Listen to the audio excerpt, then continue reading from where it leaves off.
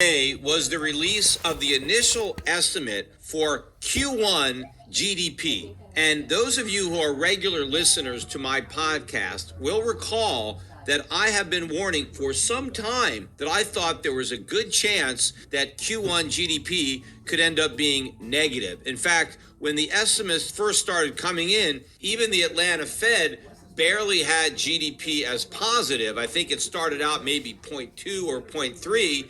They gradually ratcheted it up. But I continue to think that there was a strong chance that we would in fact see a negative print for Q1 GDP, which would mean we were halfway into a recession, because to technically qualify for a recession, you need 2 quarters of negative GDP growth. And so if Q1 was negative, well, we would be halfway to a recession, because if we got another negative print in Q2, we would be there. Well, the estimate for Q1 was for 1.1% growth. Not a very strong quarter. And of course, for all the talk about how red hot this economy is, how this thing is supercharged, we have this blazing economy, why were the estimates so subdued? I mean, 1.1% is hardly something that you want to brag about. I mean, how could an economy that's supposedly so strong only be growing at 1.1%, especially when the fourth quarter of last year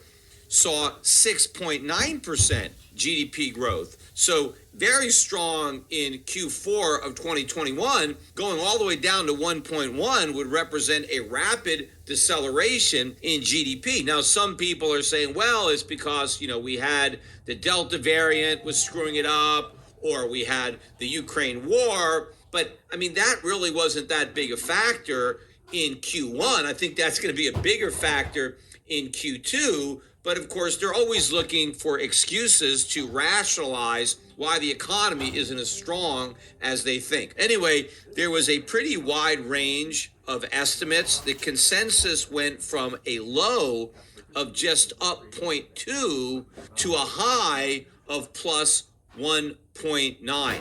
The number actually came in at minus 1.4. So not only was it a negative print, but it was a pretty decent number. It was actually down by more than they expected it to rise. Because even if you put a negative sign where they thought a positive sign was going to be, you still had to add to the negative, because minus 1.4 is a bigger move below zero than a positive 1.1. Now, a couple of things should immediately jump out when you see such a big negative on the GDP. One factor in particular is the fact that the Federal Reserve, and Jerome Powell in particular, has constantly hung his hat on the fact that we have this super strong economy, and that's why the Fed can get away with hiking rates this time and not cause a recession, because apparently the economy is so much stronger now than it was in the past when the Fed had to hike rates and then ultimately cause a recession, because now the economy is much stronger. We have this red hot labor market.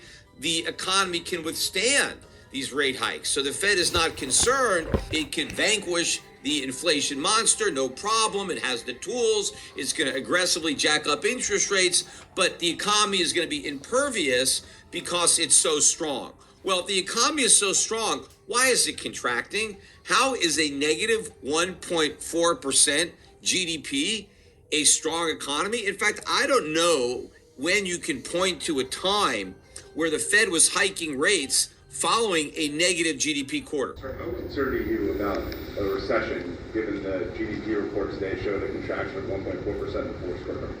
Well, I'm not concerned about a recession.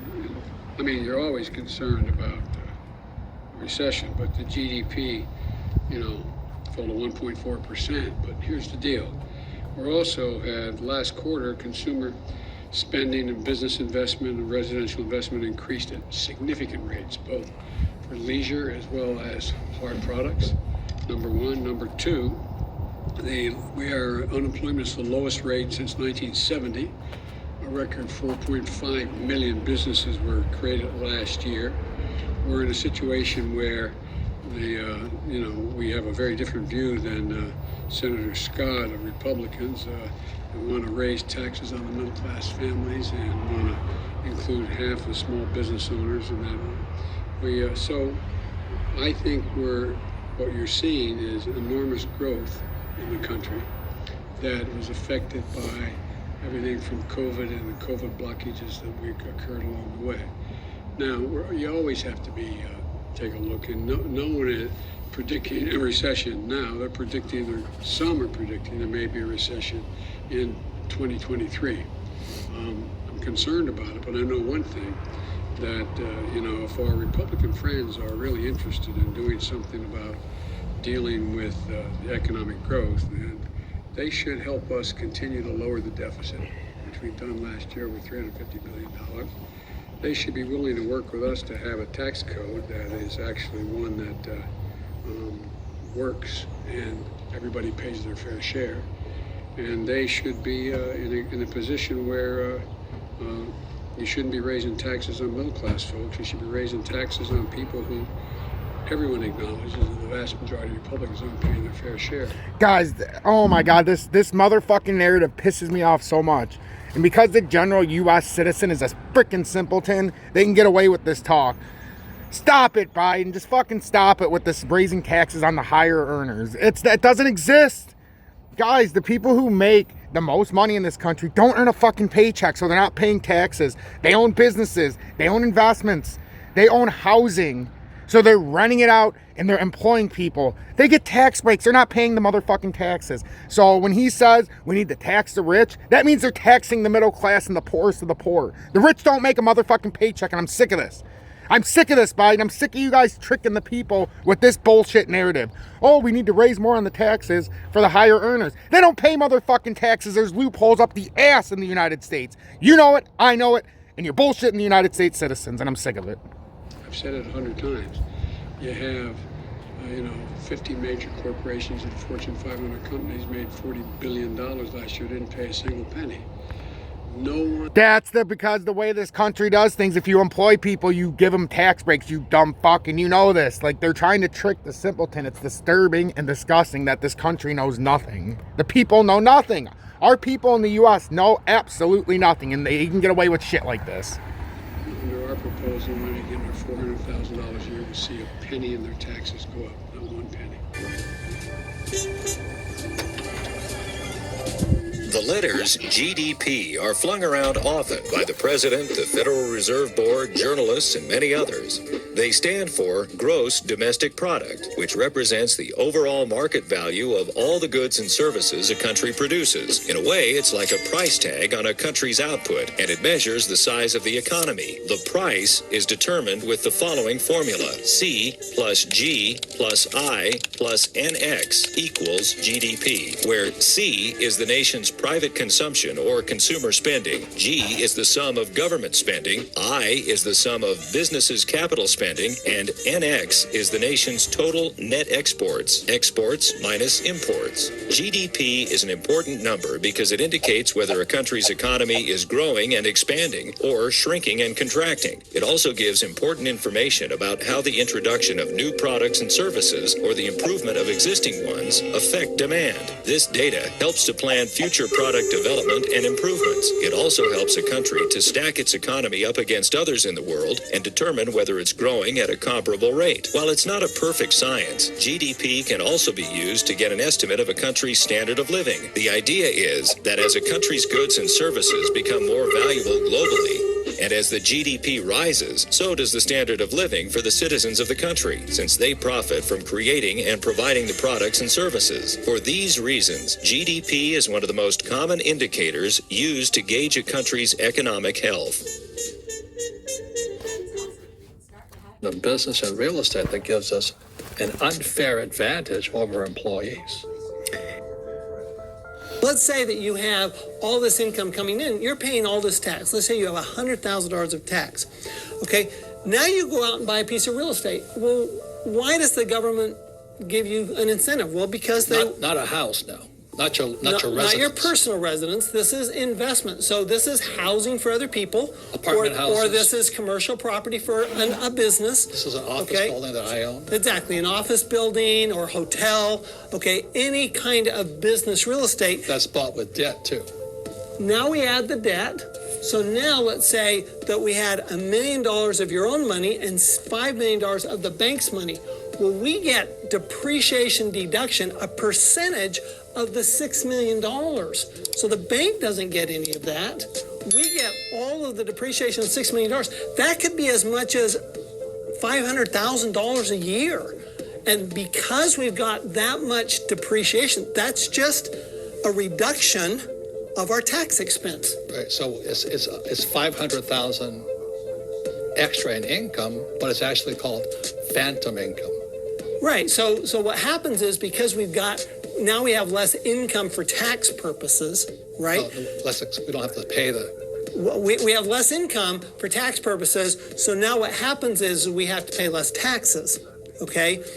Because we're taxed on our net income. We're taxed on our gross income minus our business expenses. And in this case, a business expense of depreciation is like magic because it's not money out of our pocket. We're still appreciating, we're still making money here and cash flow from the property. Right. Okay, and at the same time, we're reducing our taxes. Well, anytime you can reduce an expense, now I'm an accountant, and so I love reducing expenses. And every time you reduce expenses, it's like putting money in your pocket because now you have more that you didn't spend.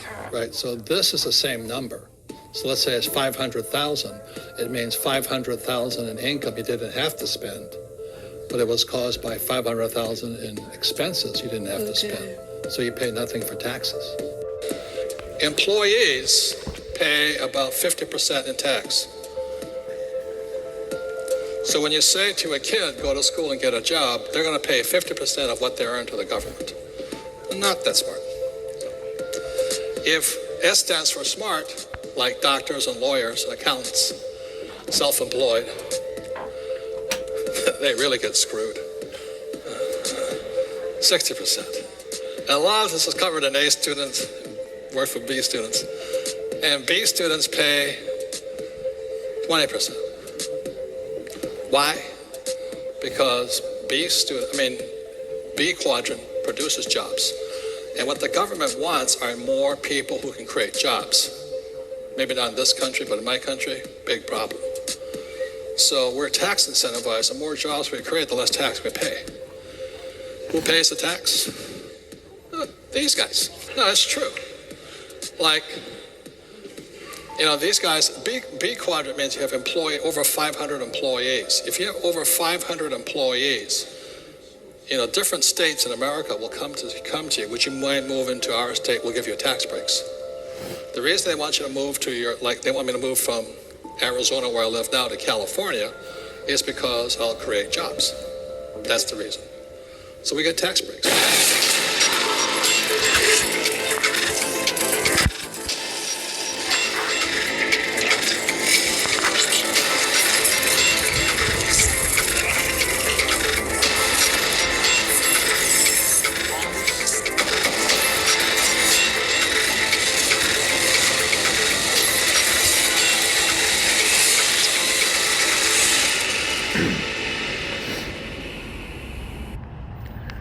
Good morning, 7:56 a.m. Eastern Standard Time on the East Coast in the United States of America.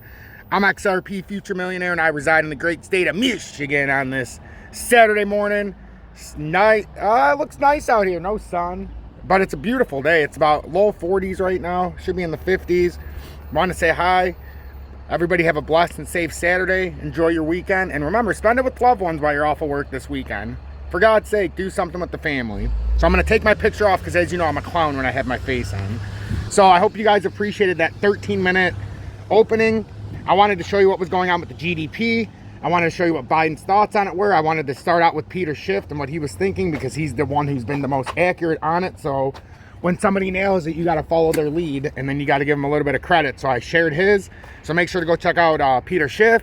Make sure to go check out Robert Kiyosaki. I shared his so you could see why the rich don't pay taxes and why that Biden 2-minute and 22-second clip when he was talking about the GDP, why he irritated the shit out of me and I lost my nut for a minute, lost my nerve, because he talked about how he needs to raise taxes on the rich, which the rich don't earn a motherfucking income, and it's starting to piss me off that the government, the Fed, and all these people think that they can take advantage of the simpleton. Not on my watch. I'm at least going to let you guys know what the hell is going on. First things first, when I wake up this morning, IOTA still down at 57 cents. Like I don't remember the last time we could say IOTA was at 57 cents. I really don't. And then seeing algo at 63 cents on a likely continuation pattern at like the rest of the market. Like this, I wake up this morning hoping to see a little bit of a little bit of volume, maybe something. This looks like hell. This really looks like shit. Like now I'm looking at this. And what happens this morning, guys? We have to be simple and we have to pay attention, though. We came up, very weak volume, got rejected by the 62.546, which actually got rejected by that inside-out wedge line. Came up again, wick. Now, if this pulls down, that's an M. If this pulls down, that's an M that it's trying to form on us. If not, what I could see happening on a thinly traded weekend is come up to this ascending triangle and then pour back out. Can it even have that much steam? We don't know. We're going to see if we can find any kind of volume, but right now, you can look across the whole market. It's atrocious. The market's fucking atrocious, guys. I can't really point to anything. It's atrocious. So then you go to, you see an XRP. Well, then you look at Bitcoin. Well, Bitcoin still never broke through this descending channel, or the descending triangle.